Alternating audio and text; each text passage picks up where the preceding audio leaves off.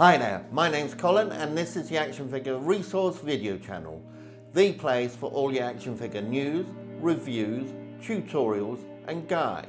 Today I'm going to be taking a look at the Spider-Man animated series vehicles released in 1994, as well as the many action figures that Toy Biz released for their Spider-Man the new animated series line. They also released a number of playsets and vehicles. Today we're going to take a look at some of the vehicles that were released in 1994. The vehicles are the Spider Slayer, the Hobgoblin Wing Bomber, and the Smythe Battle Chair Attack vehicle. The first vehicle we're going to look at today is the Spider Slayer. If this is your first time to my channel, welcome. I hope you enjoy the videos. Please take a few seconds to subscribe below, smash that like button, and click on the bell icon to be informed of all my future videos. When you click on the bell icon, make sure you select all from the drop down menu so that you will get notified of all my future videos.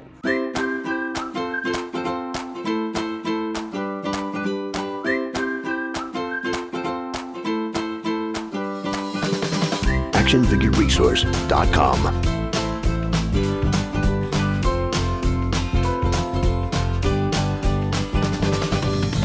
Yesterday's toys, today's treasures. The artwork for the Spider Slayer was awesome and featured a huge artist's animated image of the Spider Slayer attacking Spidey on the streets of New York City. The Spider Slayer looked like a really insane hybrid machine and was made of 3 separate parts. The Spider Slayer was created by father and son Alistair and Spencer Smythe. The Spider Slayer could be separated into 3 different attack vehicles that could be put together to complete the Spider Slayer. Forming the base of the Spider Slayer was the Scorpion vehicle. The Scorpion vehicle was a green painted mechanical looking scorpion. The highlights were painted in red, yellow and chrome.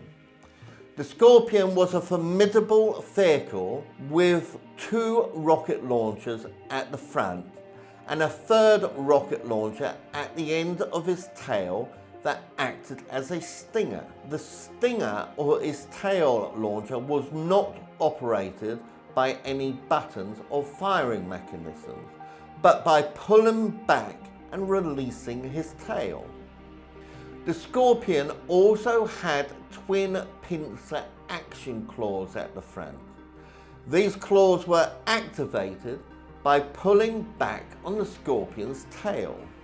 The second part of the Spider Slayer was the Tarantula vehicle. This was very light and was made in 1 piece. The detail on the sculpting was great, as was the paintwork for this vehicle.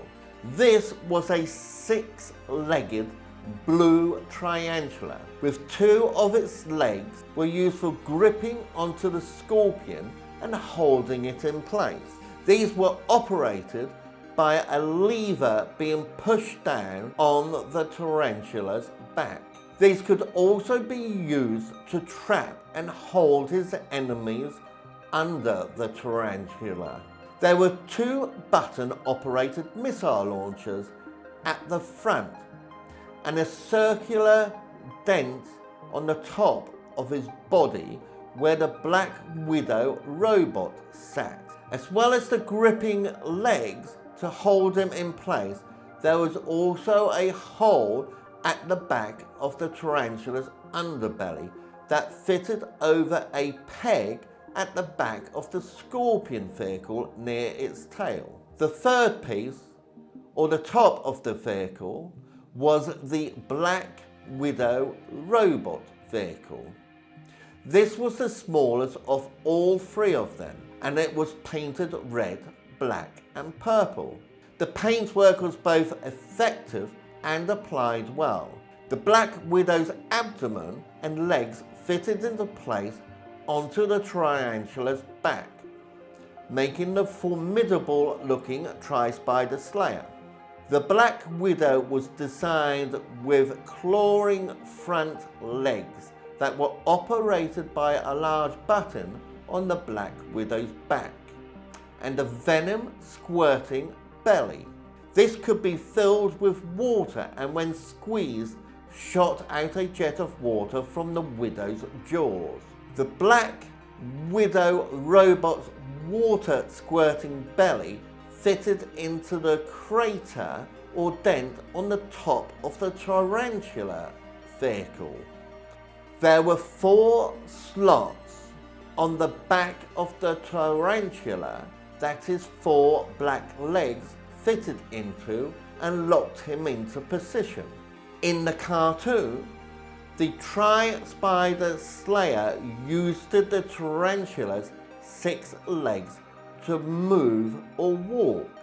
However, on the Toy Biz vehicle, when the Scorpion's legs were folded up in order to use this function, the tarantula vehicle became very loose on the Scorpion's back and would often come apart.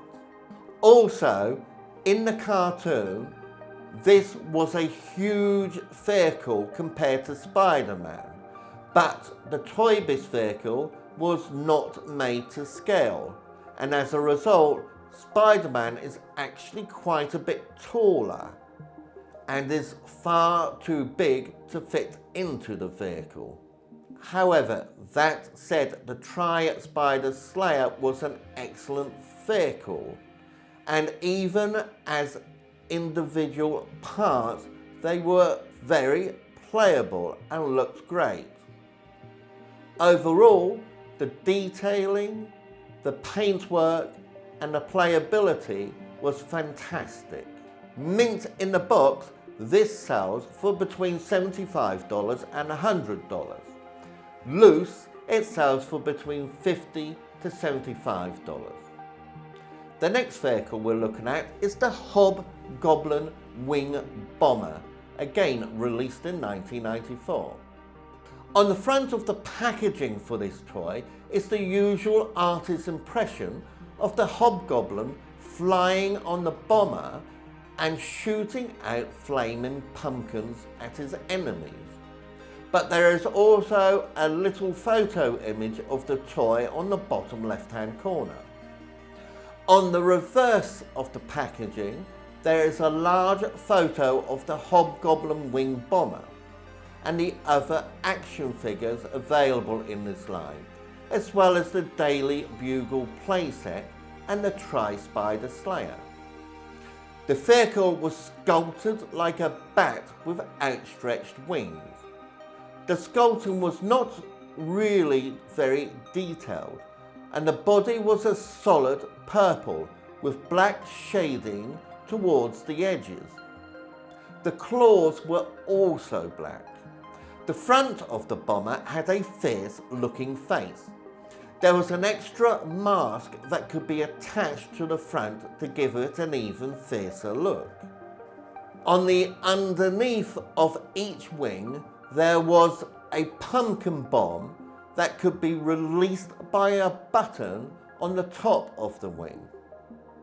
There was also a pumpkin disc firing mechanism on each wing.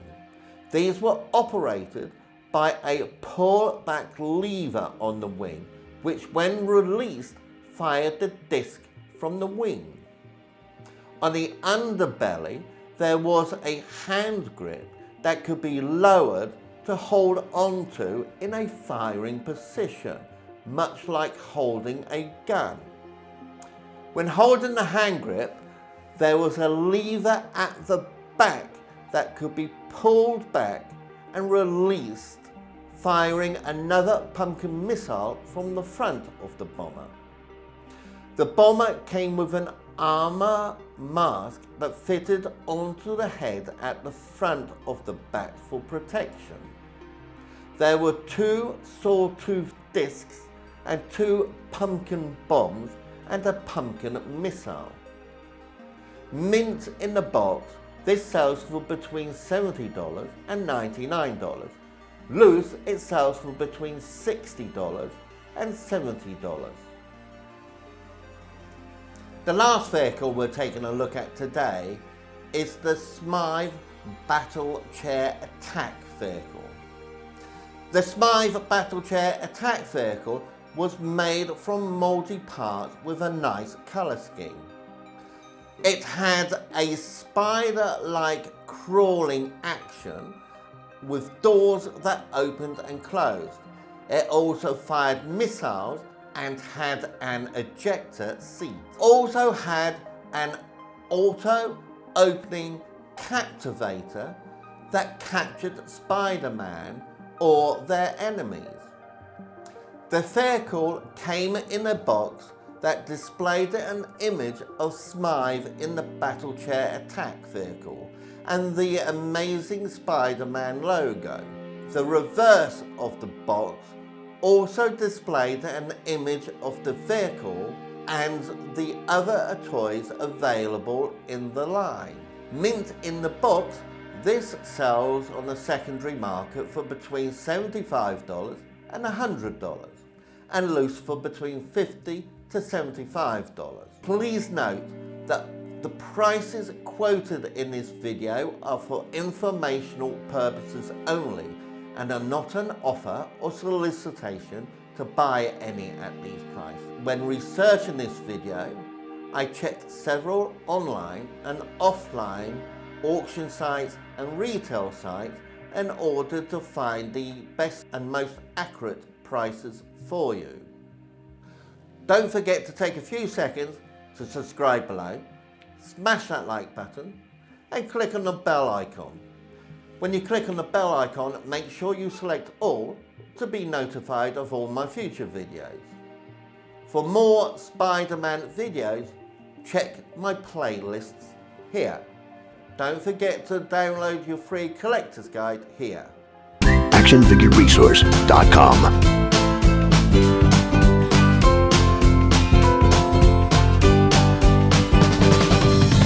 Yesterday's toys, today's treasures.